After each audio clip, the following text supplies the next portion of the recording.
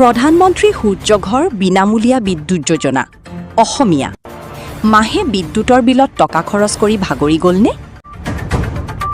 এতিয়া চৰকাৰৰ এই আঁচনি জানি লওক। প্ৰধানমন্ত্ৰী সূৰ্যঘৰ বিনামূলীয়া বিদ্যুৎ যোজনাৰ জৰিয়তে নিজৰ ঘৰৰ ছাদত সোলাৰ পেনেল স্থাপন কৰিব পাৰিব।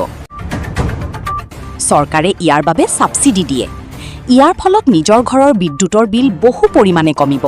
আনকি কিছুমান ক্ষেত্ৰত ৩০০ ইউনিটলৈকে সুবিধা লাভ কৰিব পাৰে। অতিৰিক্ত বিদ্যুৎ উৎপাদন কৰিলে গ্ৰিডলৈ বিক্ৰী কৰিও আয় কৰিব পাৰিব।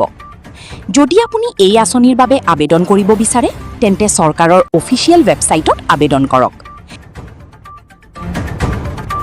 ১ জুলাইৰ পৰা ইপিএফৰ টকা ইউপিআইৰে উলিয়াব পাৰিব নেকি? এটিএমৰ দৰে সহজ হ'ব নেকি? আহক সত্যটো জানো।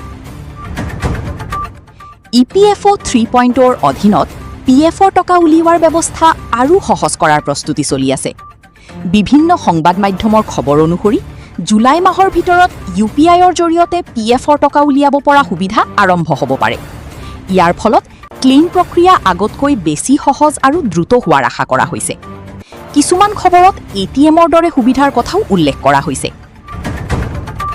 ১ জুলাইৰ পৰা ৰেল যাত্ৰীৰ বাবে ডাঙৰ আপডেট। ১ জুলাইৰ পৰা বৈধ টিকট নোহোৱাকৈ ৰেলত ভ্ৰমণ কৰিলে নতুন নিয়ম প্ৰযোজ্য হ'ব।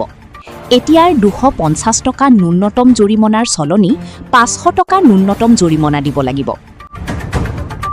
ইয়াৰ লগতে ভাড়াও পৰিশোধ কৰিব লাগিব। আদালতৰ সিদ্ধান্ত অনুসৰি সৰ্বাধিক জৰিমনা ১০০০ টকা বা কাৰাদণ্ডৰ ব্যৱস্থাও আগৰ দৰেই থাকিব।